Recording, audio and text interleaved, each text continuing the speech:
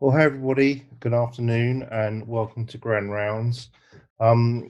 So just a little housekeeping before we start. I'm Jonathan Smith, I'm the Deputy Director for Medical Education and Anaesthetic Consultants. We are recording the Grand Rounds and we're putting them onto Gold so you can look at the recording at your leisure, and after a bit of editing they're going onto the YouTube, GLA YouTube channel, so you can watch them via YouTube as well. As always we say, you can self-credit, RCPCH, so you can self-credit 1 CBD point for watching Grand Round. That's 45 minutes of teaching and 15 minutes of self-reflection.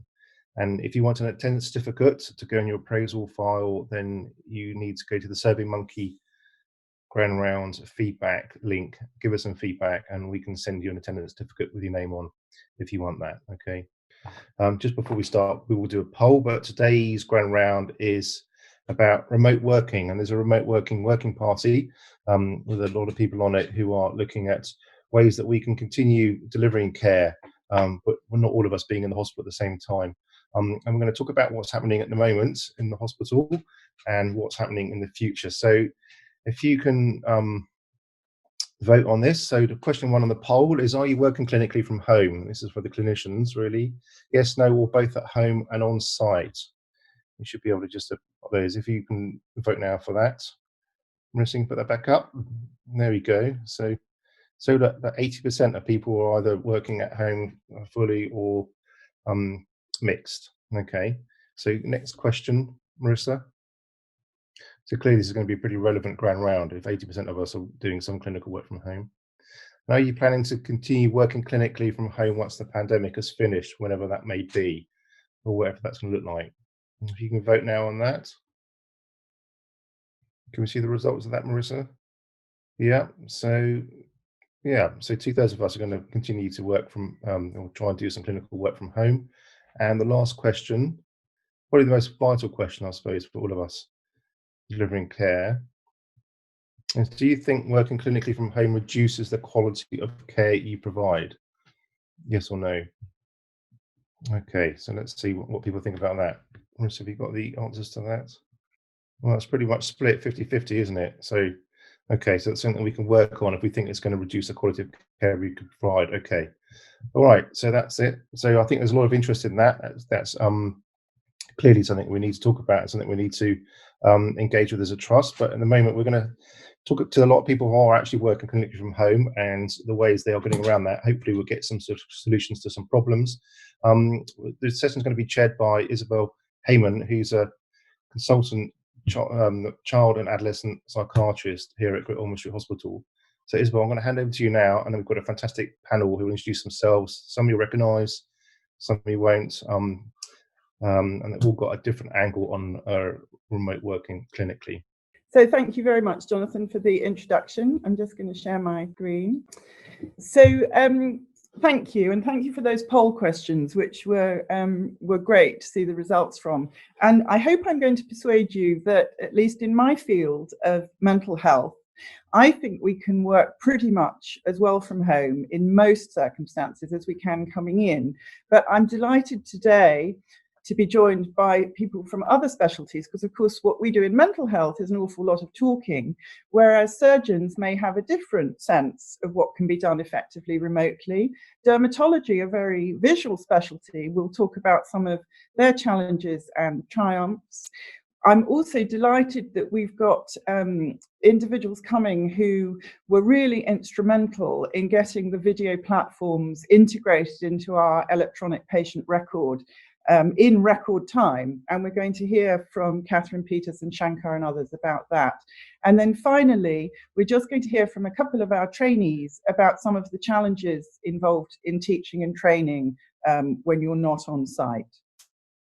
So I first of all just wanted to make the point that a lot of us are very anxious about working remotely, but I think for many of us as well, we actually have been doing it for a long time, and you probably are better prepared than you think, and that also there's a whole lot of advantages. So particularly for us in a national specialist setting, Our patients often travel a huge distance, so we're more accessible. Some children families really actively preferred it for a whole variety of reasons. I saw a little autistic boy last week who'd never actually spoken to me in several appointments face to face, but from the comfort of his own living room, he spoke to me for the first time, which was quite exciting. I think the flexibility, so I've been able to have an appointment when the father was in America and the mother in London, for example. I've been able to involve GPs and referrers more easily. And of course, currently, safety is a big issue, that we want, if at all possible, for our patients not to need to travel into central London or to come into a general hospital. But of course, on top of all this acceptability and satisfaction with remote working, we do need to know that it works. And does it work as well? So the rest of my talk, I'm really going to consider that. Just to mention, though, that we always do have to consider some of the disadvantages, and not to forget that some families really do not have access to the devices that they need or to the costs of the data that they need for video conferencing. Some families don't have private space in their homes where confidentiality can be kept. There's some primary issues with communication for some people, that they don't speak the language well. And if there's safeguarding issues, we may not be at all confident we can assess these remotely. Some people may just not like working remotely. And we've also got to think about individuals, parents and children with particular developmental difficulties. There's lots of good resources out there. I hope we'll put some of them on the website. But for example, this British Psychological Society piece about tips for video treatment is very helpful. So in mental health, we can do a lot of things as well as just, as clinicians, see our patients. There's a lot of good information online available for families. There's a lot of disorder-specific support groups and charities which families find very useful. There's good evidence-based self-help packages, for example, depression, childhood anxiety. And therapists can also guide self-help, which increases its potency. We can do assessments and diagnosis online. There's algorithms, for example, the Development and Wellbeing Assessment, which is a web-based questionnaire. And then we can do our ordinary clinician-run psychological therapy and, of course, medication reviews and other sorts of outpatient appointments. So in my specialty, and I think this is unique in the hospital, in fact, our activity hasn't dropped during lockdown. We've actually pretty much been doing business as usual. There are some beliefs, though, about working remotely, which do perhaps need some challenging. So A, that it doesn't work, and B, that relationships suffer. So just some examples of this. So this is a review we did quite recently of how well guided and unguided self-help works compared with face-to-face. And actually, it works extremely well. And this was across a range of conditions. There's also been a recent review about how people engage with their therapist remotely compared with face-to-face. This was a set of telephone studies that were reviewed. And actually, were there any differences? The answer is no, there actually weren't.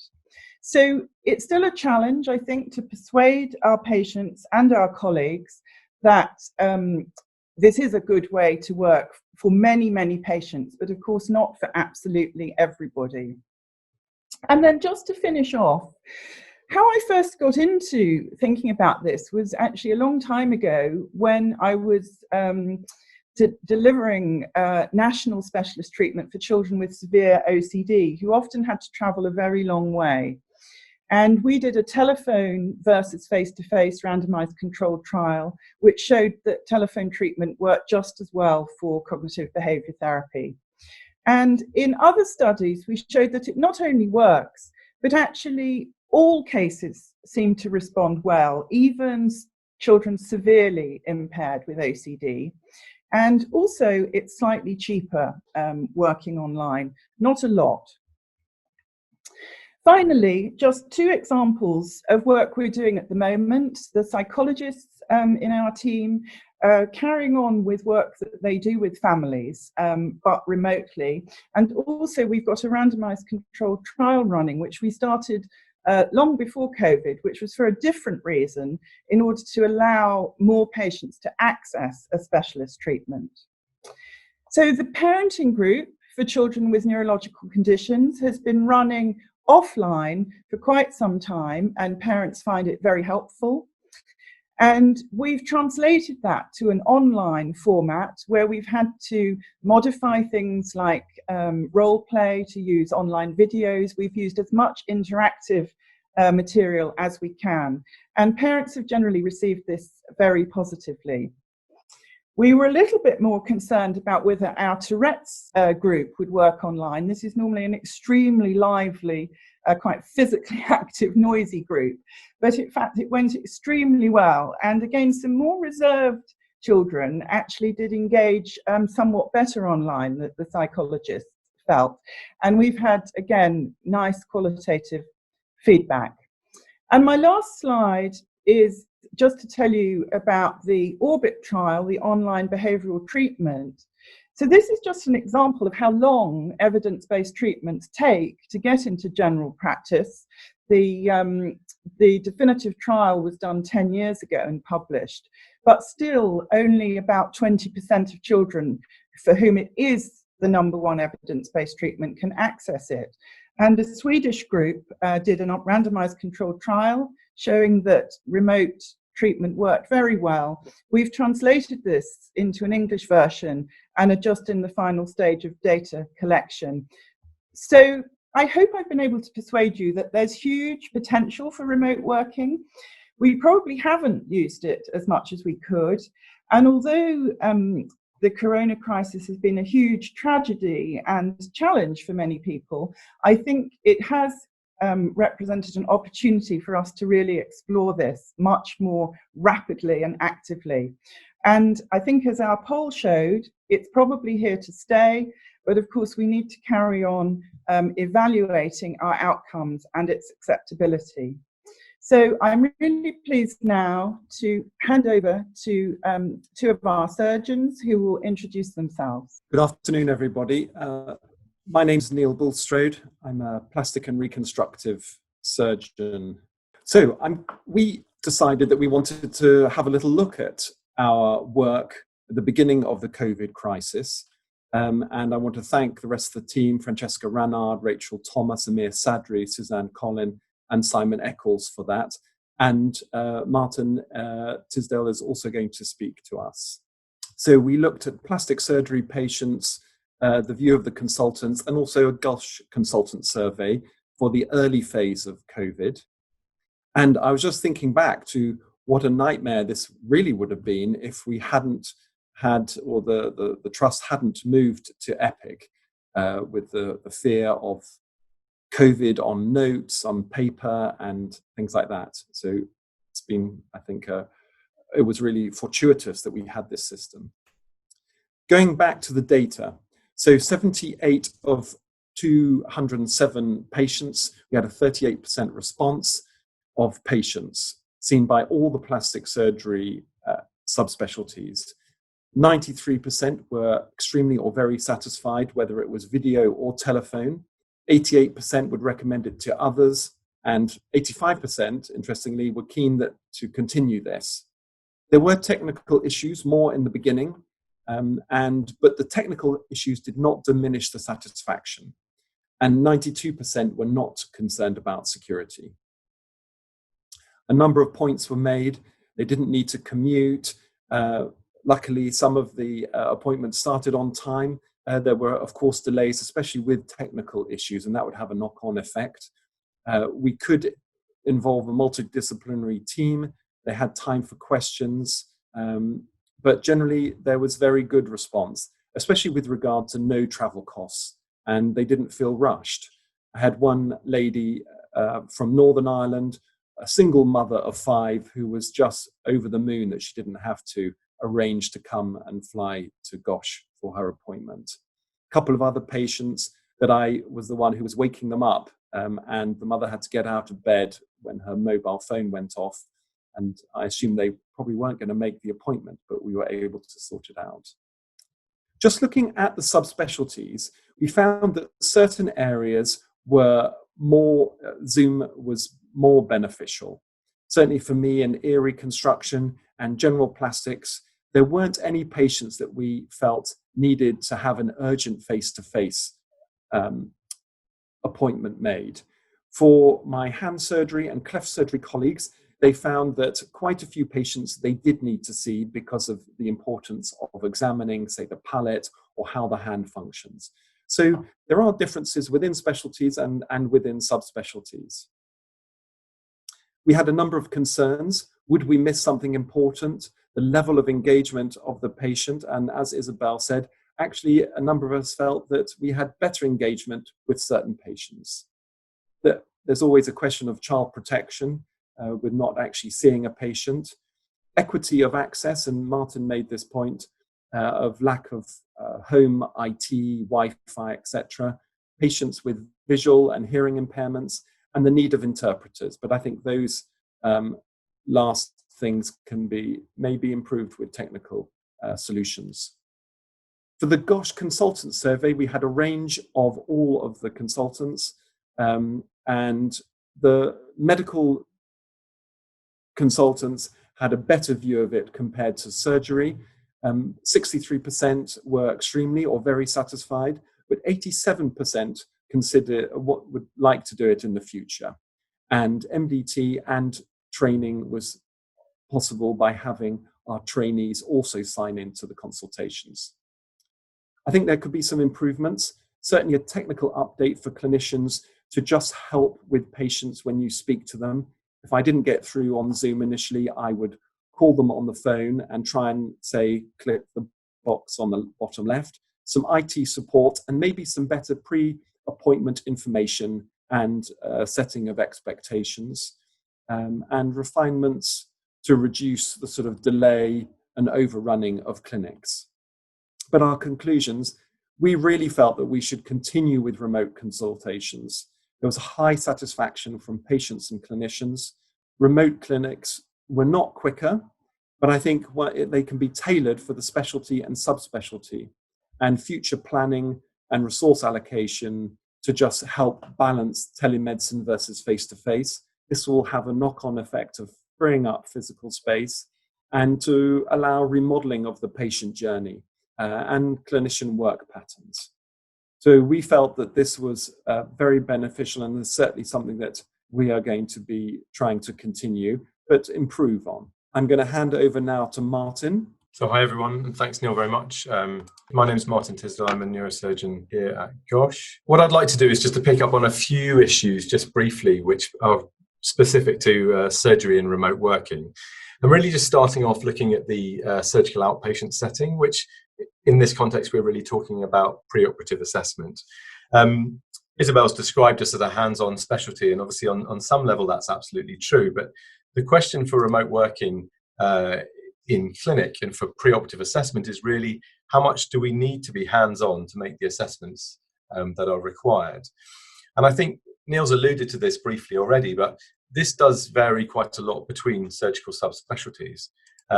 For some of my colleagues who are spinal surgeons, there are particular examinations that are absolutely required in terms of deciding on surgical treatments. I have to say that for myself, and I think this is true for many surgeons in the modern era, imaging is such a major part of what we do that the vast majority of surgical decisions can be made with imaging. And certainly that's very true for cranial neurosurgery. I wouldn't like to say that examination is not important at all, but I think it has become less important recently. There are, for me, a few things which are still required. I did find in particular that doing head circumference and fontanelle examination, which is something we often do in small children, is quite difficult. But I would say that the vast majority of preoperative assessment does not require face-to-face contact. I think that there are some particular issues around consent which are worth picking up on. So the consent process really takes place over time in surgery, and we would not expect all of consent to be done immediately before surgery. So with that in mind, it's really important that we develop a decent relationship with patients prior to their coming into hospital. And I think that consent is a special case in a way. The quality of communication is particularly important, and it's particularly important if you have some complications or suboptimal outcomes from surgery. We know that the family's perception of suboptimal outcomes is very dependent on the relationship that you've struck with them beforehand. And this will also have an impact on medical legal issues and on complaints. Neil's already mentioned this, but I think this is particularly important when it comes to interpretation. Interpreting services are complex to do over remote working, and whilst not impossible, one needs to be very clear that you have developed that relationship in the correct way and the family understand exactly what's going on. Just to move on to surgery itself, there are a few things about telepresence which are interesting to think about. So the first one is training. Now, we will talk about training more generally later in this presentation, but surgical techniques and training programs can be run very well remotely, and that can be particularly true for minimally invasive surgery or laparoscopic surgery, where much of the visualization is done on a screen. So this was a brief study looking at the quality of training that could be provided either virtually or face-to-face, and showing that trainees find the quality of training to be just as good if the trainers are not co-located with them. And this may have particular importance in small subspecialties where experts are few and far between, or in training for areas, well, in units which are based remotely and might find it difficult to get training delivered in other ways. Just to move to the future, I think it's quite interesting to talk about the idea of remote surgery. So this picture is from 2001 and shows the first completely remotely provided surgery. This was a team of surgeons working in New York who performed a laparoscopic cholecystectomy on a patient who was in Paris. And this apparently went well and without complications. And more recently, actually, wireless networks have been used to provide surgery. And this is a report from 2019 of a patient in China who had placement of a deep brain stimulator over a 5G link. Clearly, it's going to require a lot of local expertise as well. And I think the idea of not having a local surgeon at all would be very far-fetched at the current time. But there probably are some indications for this sort of technique, and ones that have been thought about are things like battlefield medicine or very remote locations where it's very hard to get surgical teams to the patients. But again, when there are very subspecialist procedures and few expert practitioners, this type of setup may have a role. So I think just in summary, from a surgical perspective, the vast majority of preoperative workup can often be done remotely. I think that true remote surgical working is some way off, but is going to be facilitated in the future by high-speed data communication. And with that, I would like to pass on to Leah, who's going to talk about dermatology. Thank you. So my name is Leah Solman, and I'm dermatology consultant at Great Ormond Street Hospital. Thank you for having me to talk about dermatology and remote work in dermatology. So every trainee from the first day of work starts doing teledermatology because there's a sudden influx of relatives and friends who are sending you photographs asking, oh, could you please diagnose my rash? However, the teledermatology was coined in 1995 to try to help patients in rural areas access a dermatologist. And you have to know that in the UK, about 30 million of GP visits are for the skin condition, and more than 700,000 new referrals yearly are made to dermatology specialists. One of the main reasons for that are skin cancer. As you can see on this slide here, there are 3 different lesions, and the first one is a melanoma, the second one is a nevus, and the third one is a seborrheic keratosis, which is a completely benign condition that requires no treatment apart from the aesthetics. And as they can look quite similar, and lots of referrals is made for seborrheic keratosis being a melanoma, teledermatology was introduced to try to decrease the number of the referrals. As you can see here, even on the photographs, a lot of skin lesions can look very similar to each other. And I'll just mark for you the malignant ones, as the first one is the melanoma, then a BCC, and then the Bowen's disease. And trying to differentiate them only on photographs can sometimes be quite difficult. What was brought in was dermoscopy, which some of the GP do have and can provide further differentiation of the lesion. As you can see on your left, there's a seborrheic keratosis, and on the right, that look quite similar to a melanoma. But on the dermoscopy, you can say much more definitive which one is which. British Association of Dermatologists has produced a guidelines on the teledermatology, on the quality of images, and also on how to store them, but not on videos.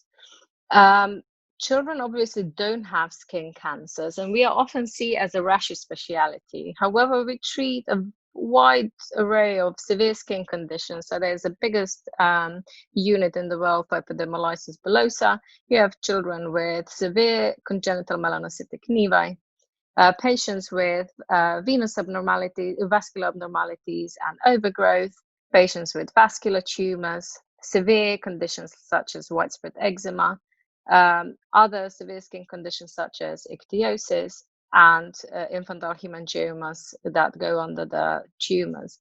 We can still all use the stethoscopes, I promise you. So all of those patients have quite complex needs, and they require multidisciplinary input and also examination. So what are the benefits from photographs versus telephone consultation versus video and face-to-face? So with the photographs, you don't really have a direct contact with the patients, and you can't give the direct advice, which I sometimes like, because the patient provides you feedback, and then you know how to adjust the treatment for them. However, they can provide much sharper images if they are done correctly versus the video consultations. Telephone consultations obviously provide better history. What's beneficial over face-to-face is that if they are not sure which treatment they are using, they can always check at home and bring in and tell you that. I like the video consultations over the first two because it does allow to pick up the nonverbal cues in history for the patients. However, the internet connections can be quite poor, and if you have a young wiggly child, seeing skin changes over the video consultations can be quite tricky. The face-to-face obviously enables us to examine the patients, to see the skin changes with few light sources from the different angles, and the most important thing is to palpate. What was my preference during the COVID is the good quality photographs before the consultation, and then do the video consultation with parents. What are the current difficulties and challenges we have in the dermatology department? Is, first of all, admin is a lot of admin support goes for patients to be registered for MyGosh, for them to be able to have a video appointment. Poor quality of photographs that we get, so that there are just few examples: poor lighting or very blurry photographs that don't tell you which area of the skin this is. You can't really say anything from those photographs. What we try to produce is a document on how to take photographs of the skin with a smartphone, which the majority of the patients have. We run them through like just the basic, use the correct lighting, use a white background, and so on. Next one is the uploading photographs for the patients, because they have to send us a non-urgent message if they want to upload the photographs before the consultations, which means our CNSs have lots of messages that they need to go through. And then, as I mentioned already, the quality of the internet connection for video appointments can be quite tricky. So what works well for us? And those are the follow-ups for already diagnosed patients that need adjusting the treatments, or the patients with a poor mobility. For example, I have a tuberous sclerosis clinics. Those patients have facial angiofibromas. I monitor them with a because of the topical treatment I'm giving them, but it's quite difficult for them to travel. And I think the video appointments will be great. And then for the triage of the new patients, for example, those two patients both of them have facial infantile hemangiomas that require treatment. Even though we will probably not get the first patient referred, they will usually have something else. But the GP will mention facial hemangioma, which means we will need to see them much faster. But the second patient has a different type of hemangioma that requires further investigations, including MRI of the head and echo. What does not work well is starting the systemic treatments, because we need to see the patients, we need to examine them, monitoring the patients with the severe skin conditions, because you need to examine the full skin, and lesions that require dressings, because we need to provide them and teach them how to use dressings. Lesions where the malignancy needs to be excluded. As you can see, those two patients, both of them were sent as hemangiomas, but both of them were actually malignant lesions. And you would not know unless you palpated. And the pigmented lesions in children don't work so well on the video consultation. So for the future, face-to-face would be preferable for us, but what we will learn from here, from this time, is that we'll do the better triage with appointments, and then seeing patients with poor mobility and relatively minor skin conditions. We will need to do more research and audit, so we can utilize the video appointments better. Thank you. And I will go over now to Catherine. Thank you. So my name's Catherine Peters. I'm one of the consultant endocrinologists and also a medical information officer. It's been really good to hear how people are using video visits, really interesting. And I just wanted to tell you a little bit about what's been going on in the background from the EPR side. So as most of you will know, that the My Gosh patient portal it went live at the same time as Epic in April 2019, and we've had really good uptake, and generally it's been more medical specialties until recently, but we've had quite an exponential increase in uptake because of the video visits in the last few months. So we currently have almost 18,000 patients signed up, which is pretty impressive. I just wanted to call out that there is a web version and an app, and the reason that I'm calling that out is some of your patients might ask for functionality that exists in the web version. So generally, if they can't find something, go to the web version, like printing out letters. But it allows us to see appointments, results, letters, and to message. And it's great to hear how people have been using that messaging functionality to send in photos and videos. And when the patients do send those in, they just go straight to media and get stored there. So the video visit functionality was built prior to COVID, but it was part of our optimization plan, and we hadn't selected a third party. And Shankar in a minute will tell you about our journey with Zoom. I just wanted to call out a few things. First is just to show you how well we've come on since the COVID pandemic in terms of getting patients signed up. And of all of the patients who had a face-to-face appointment, and I would include video visits in that, nearly 25% of our patients that had an appointment with our teams are now signed up to My Gosh. And that's great because it allows them to have all of the other functionality that goes with that. I just wanted to also tell you about some of the things that are coming. So we've been listening to your feedback, and the biggest feedback we've had is that you would like to be able to invite a third party. And obviously that's been very tricky to organise to ensure that we keep the security to a maximum. But we have actually built this, and it's in testing phase. So coming soon, you'll be able to see that second green video icon next to your video visit, which will allow you to send a patient link by email to either a translator, interpreter, or to an external clinician. So hopefully that will help quite a lot of you with that functionality that you've been asking for. The second thing that's also in testing phase is that we have an inpatient version of My Gosh called My Gosh Bedside, and that has an inpatient video visit. So that also may help our colleagues who are remote working and want to care for patients who are perhaps COVID patients or isolated and want to go into the room to see them personally. The third group that we're looking at is group visits. So we have been asked, is it possible to have a an appointment with several patients. But I think that's a little bit more challenging, and we are looking at that in the moment. But I'll hand over to Shankar to tell you a little bit about Zoom and our journey with Zoom. Oops, maybe it's my background.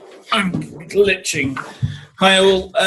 So it says Catherine Peters, but it's actually me. Catherine and I are in a very large room, socially distancing by definitely more than 2 meters, we promise. So we managed to do this quickly for a couple of reasons. One is we were slightly ahead of the curve because we saw it coming a few weeks before the world went really crazy.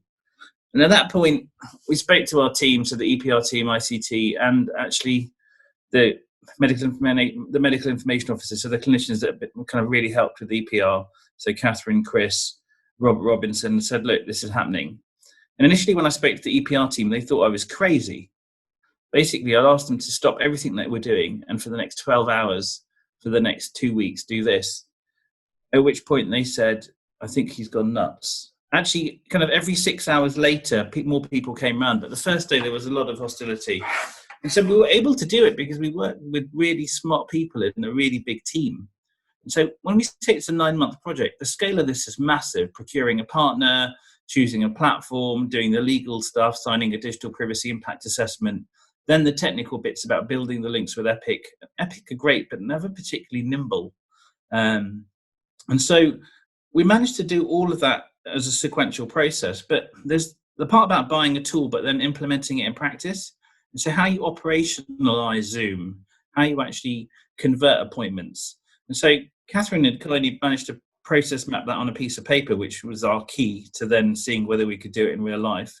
We had a meeting before social distancing where we had 20 of us in a room trying to work out the steps of doing it operationally. And actually we realized that the hardest part was calling up the patient, cancelling the patient and rescheduling it. Adding another step by fully integrating Zoom with Epic was another titchy part to this jigsaw. And that's what we did. So we were able actually, I think it was the fastest deployment of Zoom or telemedicine as such, integrated with an EPR across the world. It took us 8 days to give video meeting capability to 5,000 staff and to fully integrate with Epic. Zoom have been an amazing partner.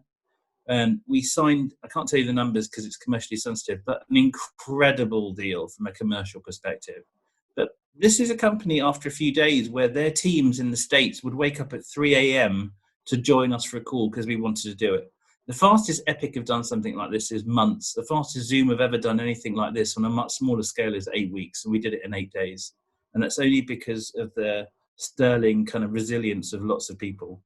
I think it has helped us deliver care, it has helped us operationally run a hospital, and so it has been a good thing. There have been lots of myths about security. Is Zoom safe, Zoom bombing, etc. But my analogy is it's a bit like the 2000s when people's kids were putting, I've got a Facebook party, come to my house, when Facebook first came out, and you get thousands of kids coming and trashing your house. So if you set up your own private Zoom meeting or using a personal meeting ID and then share it on Twitter, it's open to the world. And so lots of this is actually us learning quickly how to use these tools. We have integrated Zoom with Epic. It is the safest way to do a video visit. And actually there are multiple layers of security built in. And so for that reason, I think moving forwards, we're going to mandate that video visits, a clinical video visit with a patient only happens through Epic.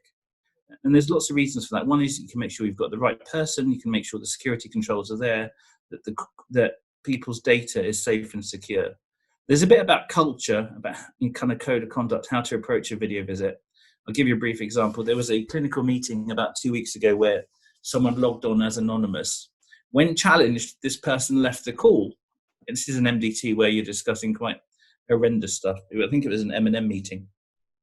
It transpires that that person was actually a dermatology consultant that had been invited to that meeting, but didn't have their name as, mine currently says Catherine Peters, so I really can't talk. Didn't have their name, didn't have their video on. And actually they didn't hear when the person in the room said, can you tell us who you are?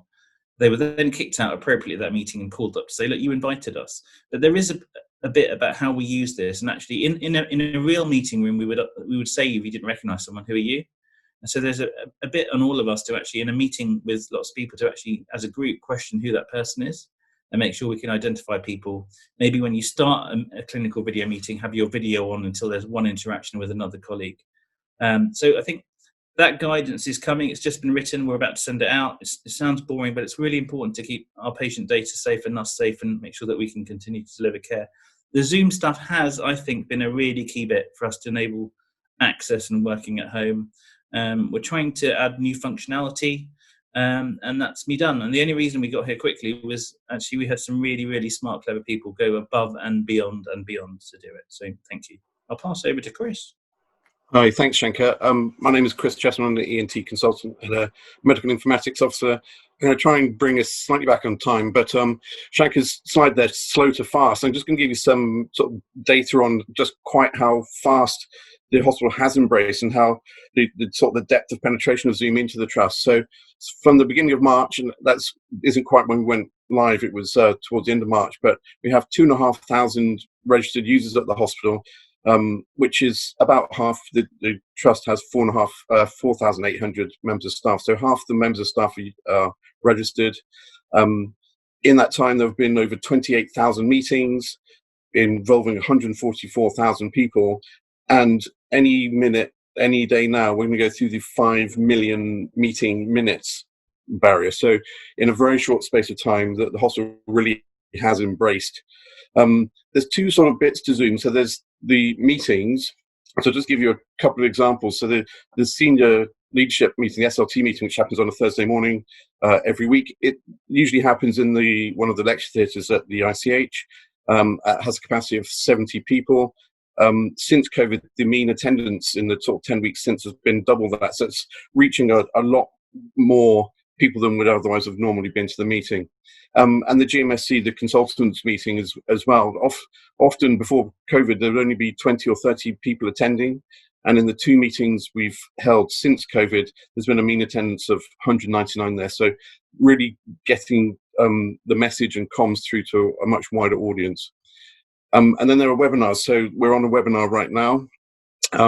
But since we've gone live with Zoom, there have been over 200 webinars with 25,000 participants.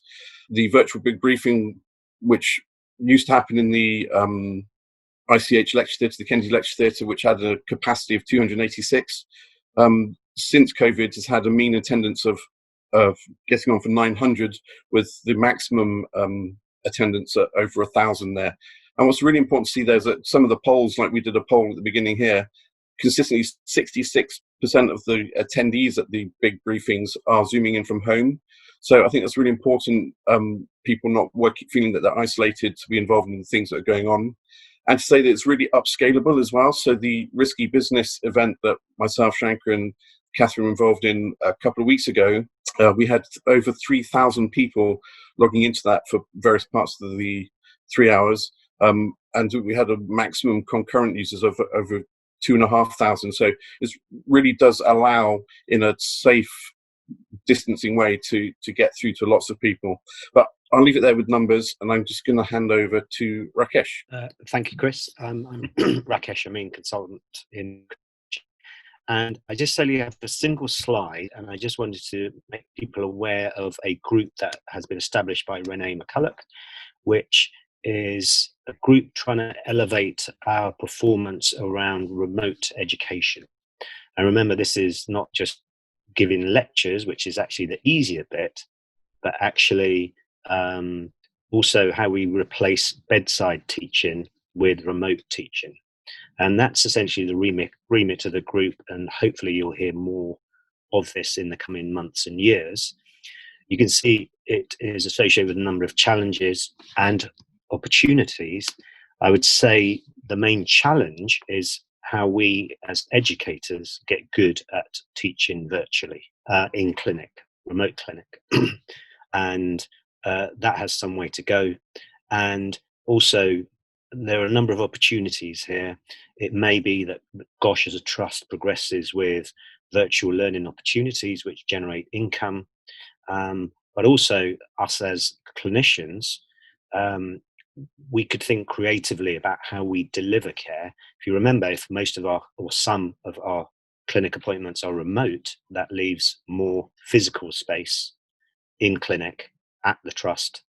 And we need to think of how we use that space creatively. Okay, and that's all I'll say for now, but it's a working group that hopefully will develop and progress in the coming months, and you should hear more about this.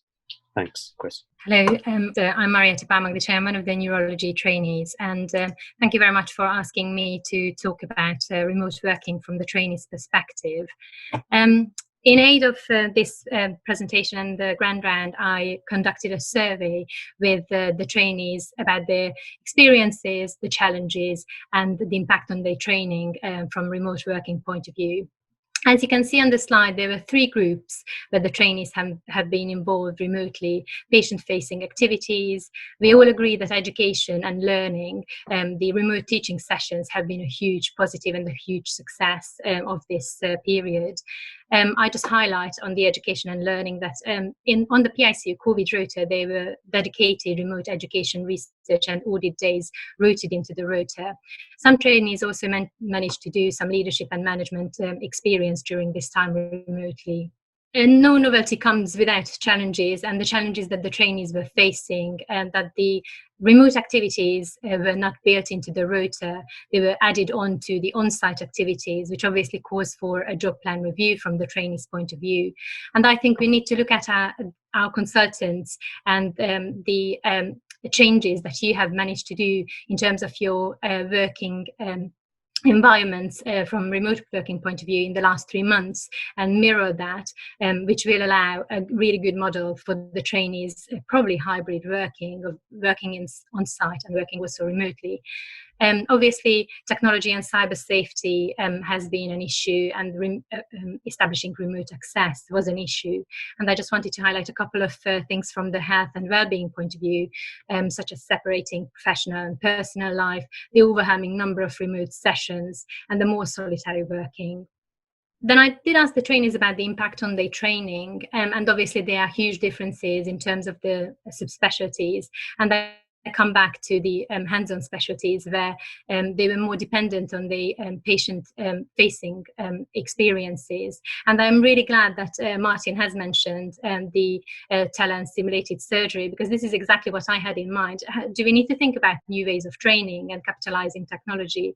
And I understand that it is probably a bit further away, but it is maybe the way where we need to think in terms of remotely training surgeons.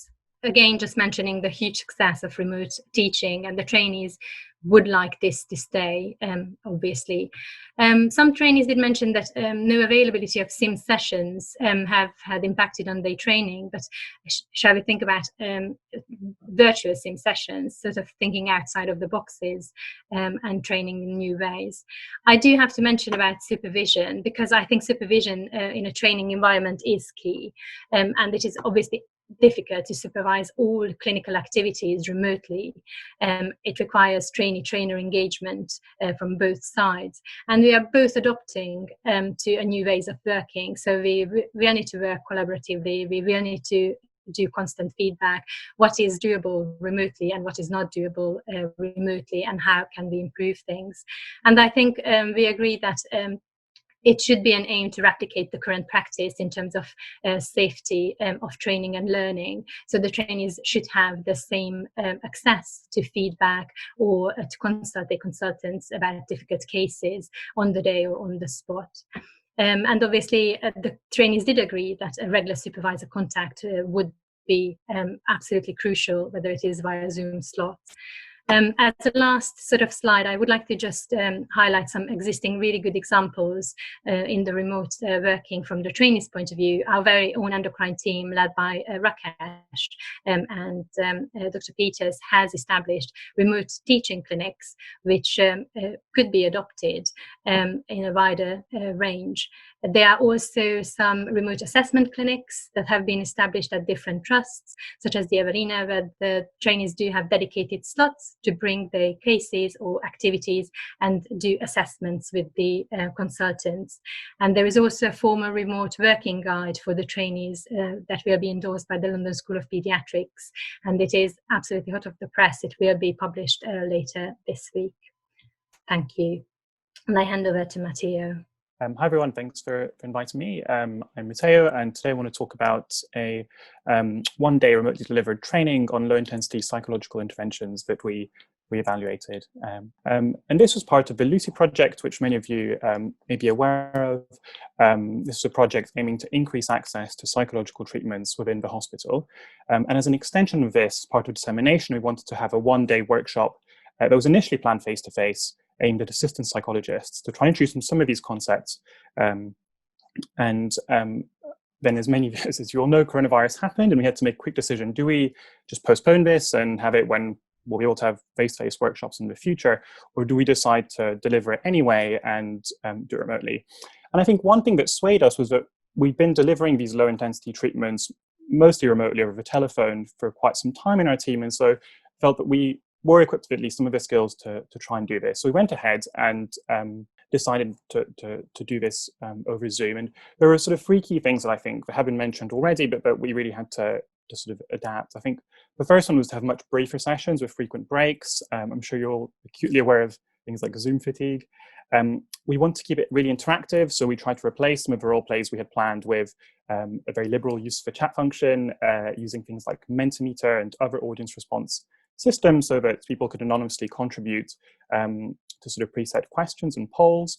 And finally, I think we used videos a lot more than we would have had this been face-to-face. And again, this was in part to replace some of the role plays that we'd have planned.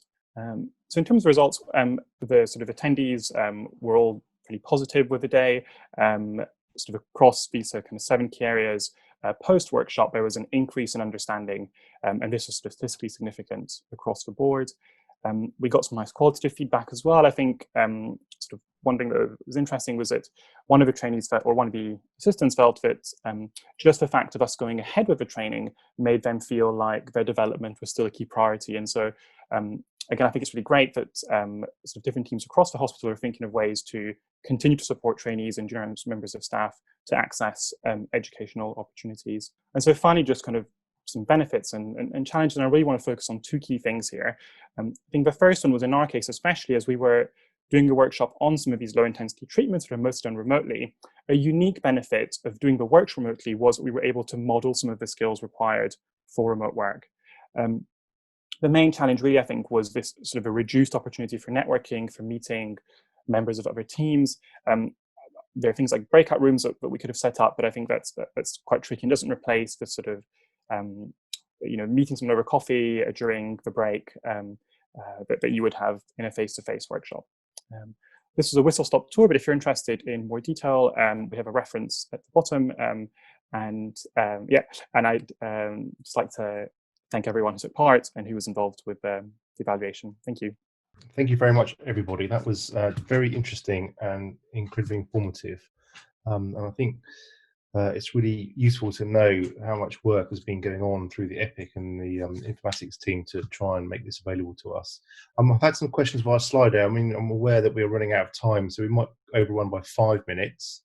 I suppose the informatics team is people want to know whether if ever life gets back to sort of normal, are we going to carry on having the opportunity to work remotely clinically like this?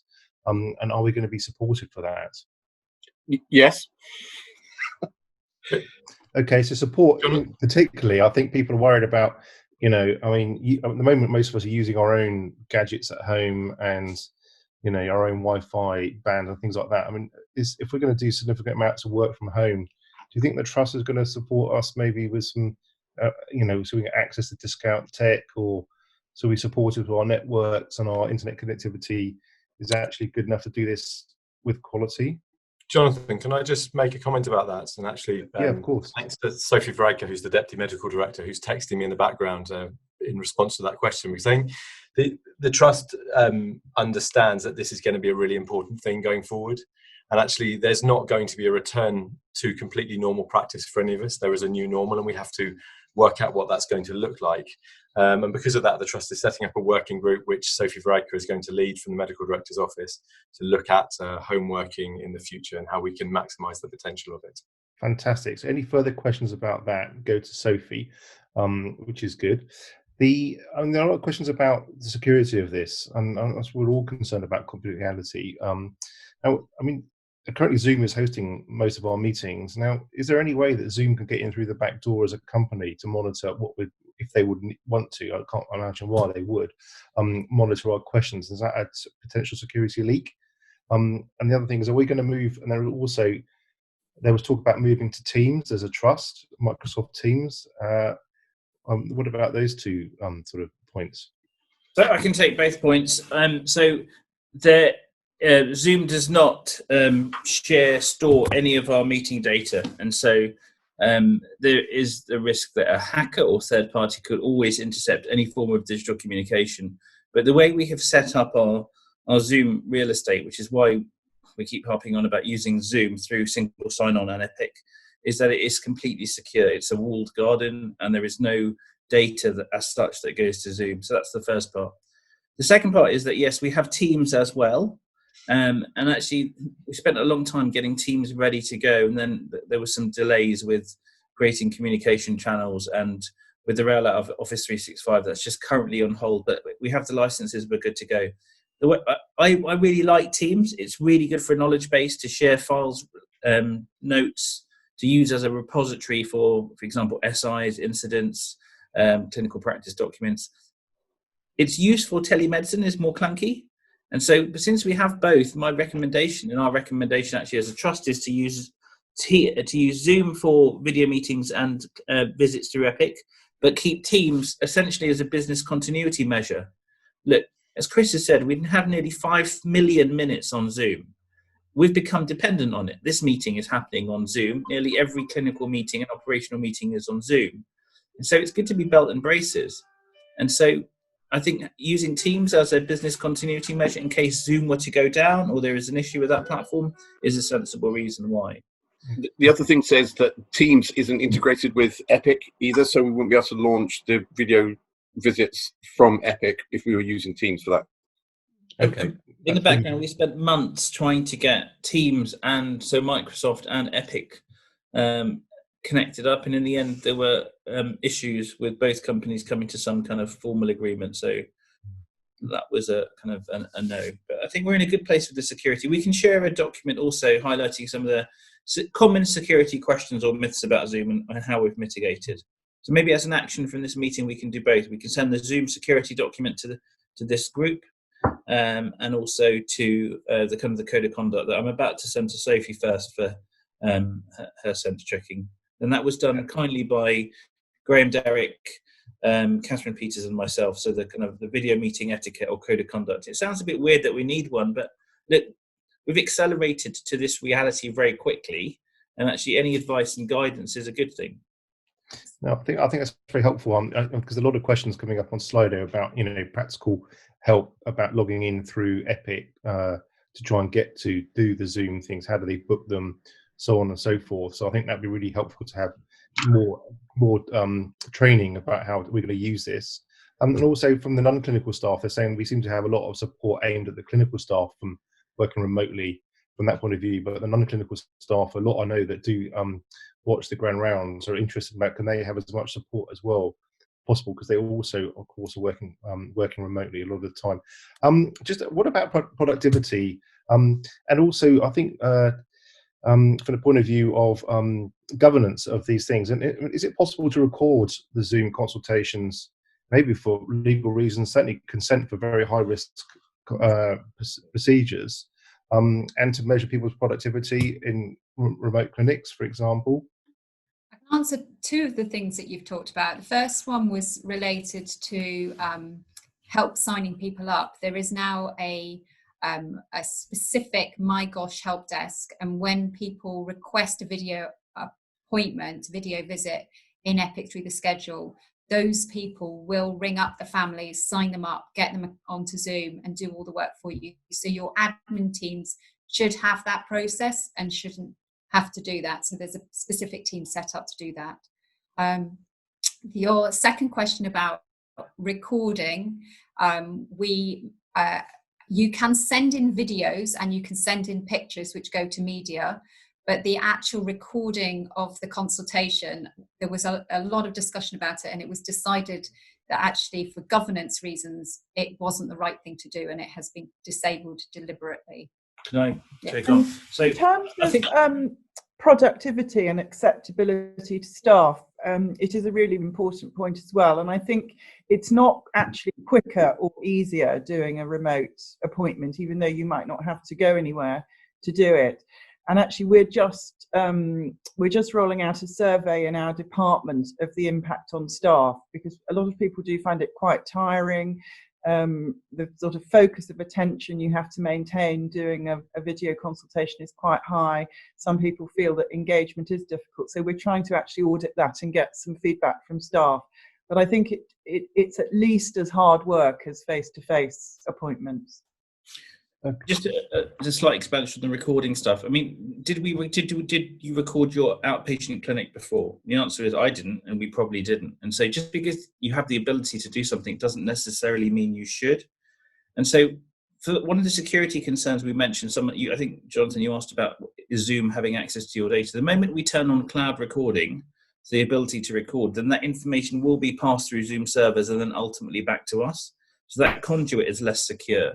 So for multiple reasons, consent, security of the actual video file, storage of where we store it, we felt it was prudent and sensible not to record.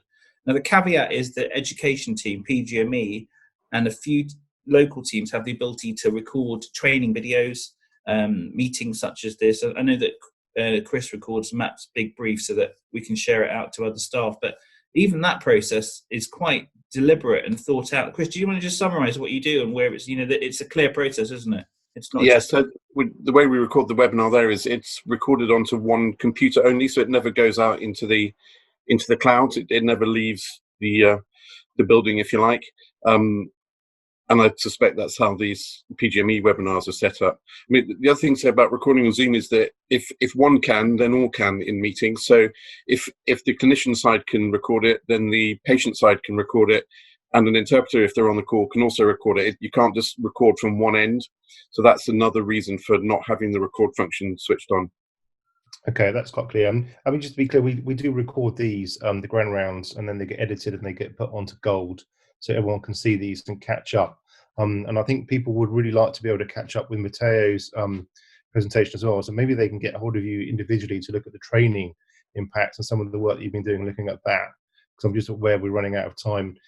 I'm just going to say from a positive point of view, I suppose we save money because the trust is not heating our clinics spaces if we need to at the moment. What about the environment? Does anybody know what the environmental impact of this? How much CO2 are we saving by all remote working at the moment? I don't know about the CO2, but in terms of you want to talk about productivity on face-to-face, because of the way that the rooms have to be set up and cleaned afterwards, and there's no way we can see the same number of face-to-faces through clinic. So actually having a face-to-face and then being able to nip to another room, do a couple of video consultations whilst your room is being cleaned and ready for the next patient, I think we're all going to have to look at sort of interspersing face-to-faces with virtuals. And it just means we have to think a lot about how we set the room up in terms of the screens and how many screens you have, so that you can actually you can see Epic whilst you're seeing the video call as well. So there's still a bit of work to do about how we set up rooms to get the best out of it. Okay, thanks. Well, I think we're running out of time now, but I assume what I'm hearing from you is that going forward, we're going to go to a hybrid system where people can choose to come and do some face-to-face. That's going to be combined with a significant amount of remote clinical work as well, certainly for the outpatient clinic work. So that's good. So it just really remains me to say thank you very much to Isobel and your team for your interesting presentations. This is clearly a work in progress. Very exciting looking to the future from this. So what we'd like to do is offer people the opportunity to give us some feedback via the SurveyMonkey link, which will come up in a minute. You can get your attendance certificates from that if you would like to as well. And we're always asking for suggestions and offers for people to present at the grand round. So whatever you want to hear, we can try and get hold of those teams, or if you've got something you want to tell everybody about, then please let us know and we'll schedule a date for you. And next week's grand round actually is going to be from the digital learning team about effective examples of remote teaching and learning during this time that Trust has come up with. So that would be quite interesting. So we're going to expand on the learning and teaching things. And we will see you next Wednesday when we hear from the digital learning team. Thank you very much.